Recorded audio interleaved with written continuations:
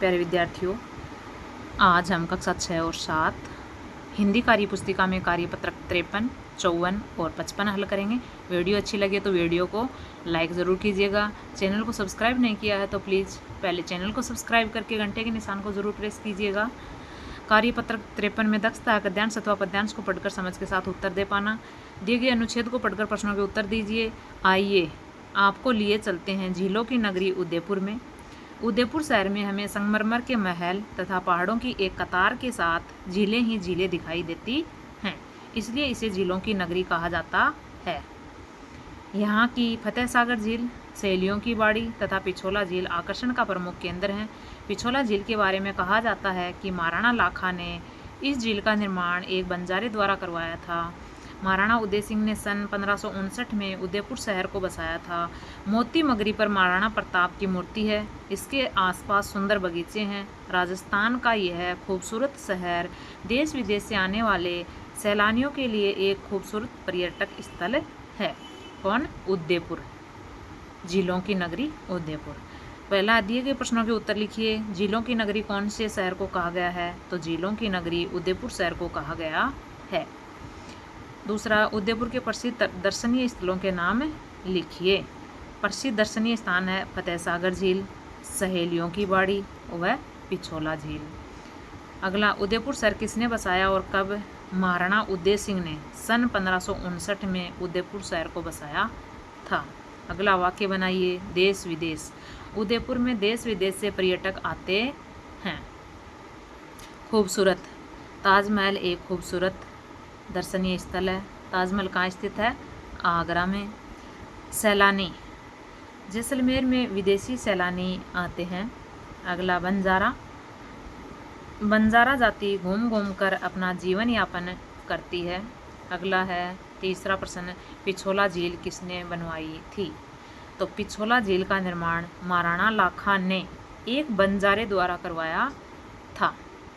अगला 4 का, यदि आपको उदयपुर जाने का अवसर मिले तो आप वहां जाकर क्या क्या देखना चाहेंगे? तो फतेह सागर झील, सहेलियों की बाड़ी, पिछोला झील आदि। 5 का, झीलों और नदियों को प्रदूषण से बचाने के लिए हमें क्या क्या करना चाहिए? तो हमें झीलों व नदियों में कचरा अथवा गंदगी नहीं डालनी चाहिए। सरकार को भी कठोर नियम बनाने चाहिए ताकि प्रदूषण को रोका जा सके, झील और जो नदियां हैं वो प्रदूषण से बच सकें। अगला हमारा कार्यपत्रक है 54 का। 54 के कार्यपत्रक में हमारी दक्षता रहेगी अनौपचारिक पत्र लेखन लिख पाना। अनौपचारिक पत्र लिख पाना। आप शाहपुरा जयपुर में रह रहे मित्र अमर को एक पत्र लिखिए जिसमें उसके द्वारा खेलों में किए गए अच्छे प्रदर्शन का वर्णन किया गया हो। अपने मित्र अमर को एक पत्र लिखना है। अमर है वो खेलों में क्या है? अच्छा प्रदर्शन किया अमर ने, उसके लिए उसको बधाई पत्र। प्रिय मित्र अमर, शाहपुरा जयपुर 15 दिसंबर 2024। मैं यहाँ सकुशल हूँ। आशा करता हूँ आप भी कुशलतापूर्वक होंगे। मैंने सुना है कि आपने इस वर्ष राष्ट्रीय स्तर पर कबड्डी में स्वर्ण पदक जीता है। तुम्हारी इस सफलता के लिए मेरी तरफ से बहुत बहुत बधाई और उज्जवल भविष्य की ढेर सारी शुभकामनाएं। तुम्हारी इस सफलता में तुम्हारी स्वयं की लगन व कड़ी मेहनत और अपने गुरुजनों व माता पिता का ढेर सारा आशीर्वाद मिला होगा। आशा करता हूँ कि आगे भी तुम इसी प्रकार सफलता प्राप्त करते हुए आगे बढ़ोगे। इन्हीं शुभकामनाओं के साथ अपने माता पिता को मेरा चरण स्पर्श व लालिमा को आशीर्वाद। तुम्हारा मित्र अजय। यहाँ पर खुद का नाम लिखेंगे। अगला हमारा कार्यपत्रक होगा 55 का।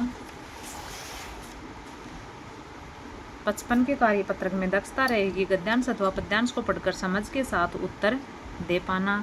निम्नलिखित पद्यांश को पढ़कर दिए गए प्रश्नों के उत्तर लिखिए। देखो यहाँ पर एक पद्यांश दिया है। रखें परस्पर मेल मन से, छोड़ अविवेकता, मन का मिलाप ही मिलन है, होती उसी से एकता। सब बैर और विरोध का बल बोध से वारण करो, है भिन्नता में खिन्नता हो, एकता को धारण करो। देखो, रखें परस्पर मेल मन से मेल रखना चाहिए एक दूसरे से। छोड़ अविवेकता, यानी अविवेकता को छोड़कर मन से मेल रखिए। मन का मिलाप ही मिलन है। मन मिल जाए तो वो ही मिलन है, उसी से एकता होती है। सब बैर और विरोध को छोड़ो और भिन्नता में खिन्नता हो, एकता को धारण हो। भले कितनी भिन्नता हो पर एकता को धारण करो, यानी एकता से रहो, एक रहो, मन से एक रहो। पहला है मन का मेल मिलाप होता है। कैसे होता है? परस्पर मेलजोल रखने से। दूसरा, वारण शब्द का अर्थ है, पूरे वाक्य में उत्तर दीजिए। वारण शब्द का अर्थ क्या है? वारण शब्द का अर्थ है निवारण या प्रतिरोध। एकता शब्द का बहुवचन एकता ही होता है। सेम शब्द है, जैसे सीप है, इसका भी बहुवचन क्या होता है? सीप। सेम होता है। ऐसी एकता का बहुवचन क्या है? एकता। भारत देश में उत्तर से दक्षिण तक आपसी मेल मिलाप व एकता दिखाई देती है। इसके पीछे क्या कारण हो सकते हैं? देखो, भारत में क्या है? विविधता में एकता है। धर्म निरपेक्षता है, अर्थात सभी धर्मों का आदर सम्मान किया जाता है। सभी धर्मों को समान दृष्टि से देखा जाता है। भले ही खान पान, वेशभूषा और भाषा भिन्न भिन्न हो, पर सभी क्या होते हैं? जब कोई बाहरी संकट आता है सभी एक हो जाते हैं। सभी धर्मों के लोग एक साथ खड़े हो जाते हैं। यही होती है एकता। 5 का नीचे तुकबंदी शब्दों की सहायता से कविता पूरी कीजिए। कल कल बहते सुंदर झरने मीठे गीत सुनाते हैं, झमझम बरस बरस कर बादल धरती की प्यास बुझाते हैं। चिड़िया अपने कलरव गानों से जीवन का गीत सुनाती है, सुंदर प्यारी तितलियां भी अपने राग गाती हैं। अगला है 6 का प्रश्न। उपयुक्त पद्यांश का सार अपने शब्दों में लिखिए। इस जो ऊपर पद्यांश दिया था इसका सार लिखना अपने शब्दों में। उपयुक्त पद्यांश में अविवेकता को छोड़कर परस्पर मन से मिलाप करने की बात कही गई है।